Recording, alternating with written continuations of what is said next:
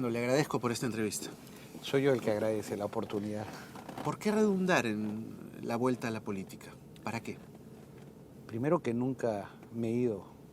Habré estado ausente físicamente, pero muy unido y conectado con el Perú y preparándome siempre para ser mejor y aprendiendo para no volver a cometer los errores que cometí. ¿Y por qué vuelvo?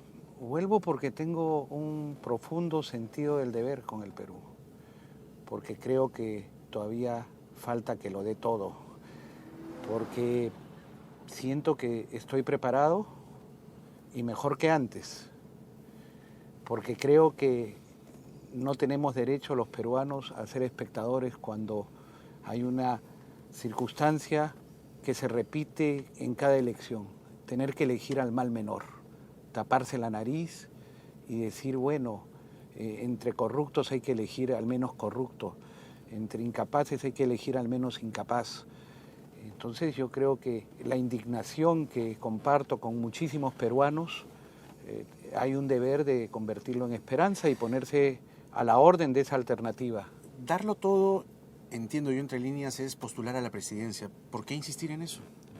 Bueno, yo no he tomado una decisión todavía, pero darlo todo es entregarse, como siempre lo he hecho, sino que tuve que partir hace 10 años aproximadamente, 9 quizás, porque recibí amenazas directas que ponían en peligro a mi familia y tuve en ese momento que tomar una decisión, porque además es verdad que no era el tipo más popular, había terminado con un desgaste, producto de fijar posiciones claras, firmes, que no siempre son las más populares y producto también de algunos errores que cometí. Justamente el paso por el poder de un político es la credencial más próxima, más visible, para justamente pedirle al elector que vuelva a confiar en un político, en este caso en usted. ¿Cómo quitarse la etiqueta de Popi el Breve? Bueno, en realidad ese es un episodio que pinta el cuerpo entero como actúan ciertos politicastros, ¿no? Ese episodio, que existe en una democracia. el de Popi el Breve, sí. ¿Fue un error? ¿Cayó en la soberbia? ¿El poder de alguna forma lo devoró? No, fíjate, es que no conoces exactamente cómo sucedió, ¿no? Porque a mí Toledo me convocaba todo lo que podía y lo que necesitaba cuando yo estaba de embajador del Perú en España y yo no podía negarme finalmente. ¿Quién le falló entonces ahí, Toledo? Entonces, es que esta historia que tú dices tiene pues sus precedentes hasta en la transición, ¿ya? Porque a mí me llama Toledo esa vez el 25 de julio, creo, 24 de julio, 25 de julio me llama, o el 24, del 2004. O el 24 en la noche, y me dice, te necesito, Fernando, vente acá. ¿Ah? Y yo le digo, pero son las fiestas patrias, yo soy embajador del Perú acá en España, quiero estar con la comunidad. No, es un deber y tú tienes que venir acá, el presidente te necesita, bueno, por favor manda el pedido por escrito, porque yo siempre pedía las formalidades, ¿no? Que lo pida, que el canciller lo pida, tal y cual. Viajé, trabajamos allí, recuerdo perfectamente que mi cumpleaños es el 26 de julio y estaba en Palacio trabajando con Alejandro Toledo, con el presidente, y ahí recibí mi cumpleaños y un simple felicidades y a seguir trabajando. Al día siguiente era la elección de la mesa directiva del Congreso. Estuvimos viendo temas de gobernabilidad, de proyectos, de coordinar cómo venía el siguiente año. No, claro, es que esta digresión comenzó entonces, cuando le pregunté por el episodio de pero Popi el exactamente, Breve. a eso voy. Sí. Entonces, una vez que cumplí con ello, pues yo le dije, Alejandro, pues me retorno, me voy, vuelvo, mejor dicho, eso de me retorno está mal dicho. Pues vuelvo. Y me dijo, no, quédate, por favor, quiero que seas mi próximo canciller, pero no se lo digas a nadie. Bueno, le dije, me honras, ¿no? Pero si es un deber que tengo que cumplir, lo cumpliré. Él me lo pidió. Y a solas. A solas. Y entonces, sin embargo, yo le pedí a él que cumpliéramos con lo que manda la Constitución. Y la Constitución dice que que el presidente designa a los ministros a propuesta del presidente del Consejo de Y Ministros. en esa época el presidente era... Carlos el presidente Ferrero. del Consejo de Ministros era Carlos Ferrero. Así es. Y Toledo, claro, dijo, por supuesto. Y tuvimos una reunión la víspera del nombramiento y del juramento en Palacio, los tres. ¿Y Y qué pasó efectivamente, entonces? y Carlos Ferrero me propuso, el presidente me designó en ese acto, yo acepté, le di algunas ideas sobre qué había pensado hacer con la Cancillería, sobre todo darle un mayor impulso en el área de promoción económica, comercial, de acuerdos para captar cooperación internacional, o sea, darle tal como había hecho con la embajada, ¿no?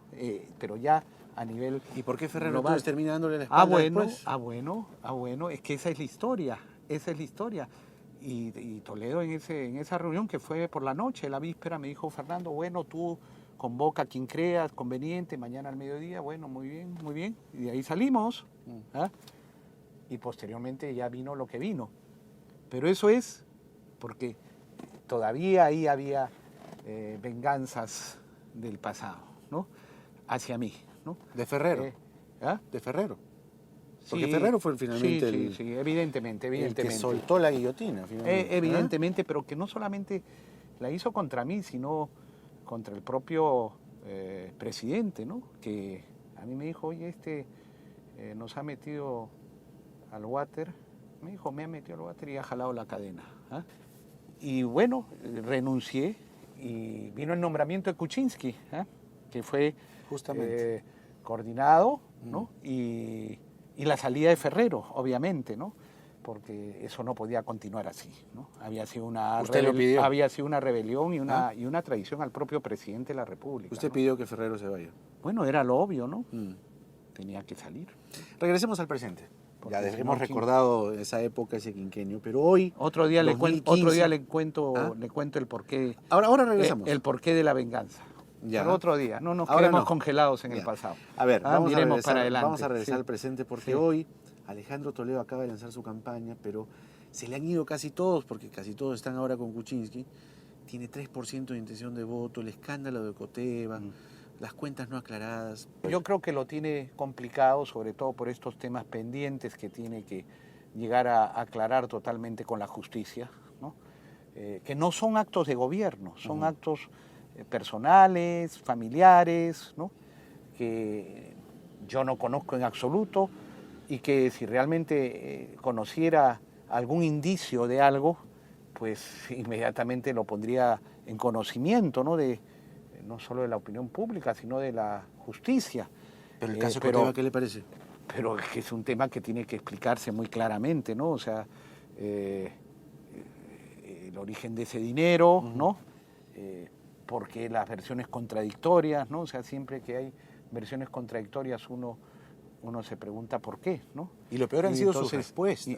Eso es lo que estoy ¿No? diciendo, Claro. justamente, ¿no? Porque cuando las cosas son claras y transparentes, pues uno finalmente lo dice, ¿no? Está bien, uno puede mantener reservas sobre sus actividades personales, familiares, económicas, privadas, pero si realmente alguien quiere distorsionar, ¿no? Lo que es un hecho real, transparente, pues se sale y se aclara así de sencillo.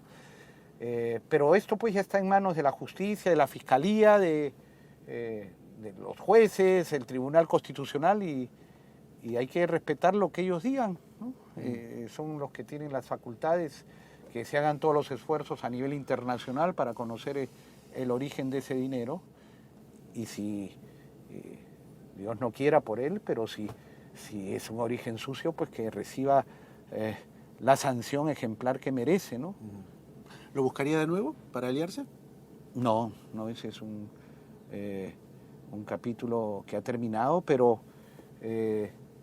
yo creo que en general, en el futuro próximo del Perú, yo creo que hay que contar luego con todo lo valioso que hay en todas las tiendas políticas. ¿De qué se arrepiente, Fernando? ¿Qué cosa es lo que no volvería a hacer? Bueno, ¿Las cartas? a pesar que yo considero sinceramente que yo cumplí con mi deber y creo que lo hice correctamente, ¿no? Es que no se sabe tampoco, o sea, no se sabe y no se recuerda, por ejemplo, que en medio del episodio hubo un comunicado compartido en donde el Vaticano, la Santa Sede, expresaba y agradecía la manera en que se había tratado el tema desde el gobierno, que fue en total reserva. Cuando a mí se me quiso impulsar que yo saliera a denunciar irresponsablemente, pues yo dije, no, un momentito, ¿por qué no lo hace usted?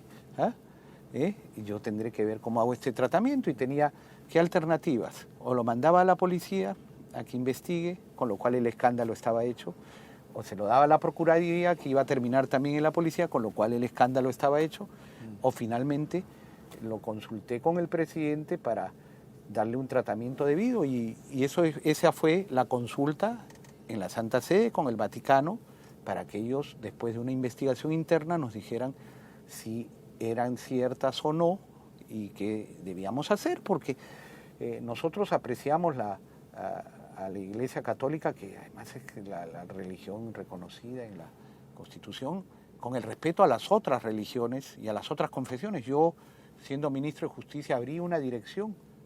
Había una para tratar con la Iglesia Católica y abrí otra dirección para tratar con el resto de confesiones religiosas en el Perú, que hay que respetar y hay que reconocer. Pues eso fue.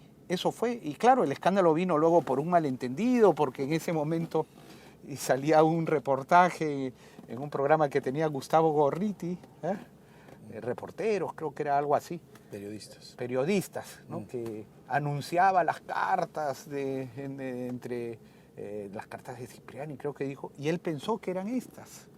Y en realidad eran unas que cruzaba con Vargas Alzamora, pero en la homilía del domingo ya disparó y se armó la grande. Pero claro, yo no sé si puesto en la misma situación, viendo lo que pasó, haría lo mismo. Probablemente no. Probablemente, mira, con todos los defectos, y yo no sé si de repente sería otro error el que haría, probablemente hablaría directamente con los protagonistas, ¿no? Con el propio Cipriani, con el propio Nuncio, y les diría, mira, tengo esto acá, ¿qué me dices? ¿No? Eso fue lo que debió hacer probablemente. Probablemente ahora lo haría, ¿no? Pero igual, ¿sabe? El tema era tan delicado que no era una decisión que me correspondía a mí solo, ¿no? Era una decisión de mucha trascendencia que compartí con el presidente, y la decisión del presidente fue esa. ¿Y si no gana, se va a retirar de la política? Mira, primero que no he decidido la candidatura, pero si la decido, pues pon esta entrevista el 28 de julio. Gracias, Fernando. Por favor. Gracias. Muchas gracias. Gracias. Esperemos a ver qué pasa con Fernando Olivera y su futuro político. Nos vamos a la pausa. Vamos a regresar con lo que está pasando a esta hora, 1:20 de la tarde. Se está discutiendo en el Pleno del Congreso la posibilidad de que los afiliados a las AFP con más de 65 años puedan disponer del 95,5% de su fondo total. A decir de los expertos, eso podría provocar el colapso del sistema privado de pensiones. Esto es Mira quién habla. Ya regresamos.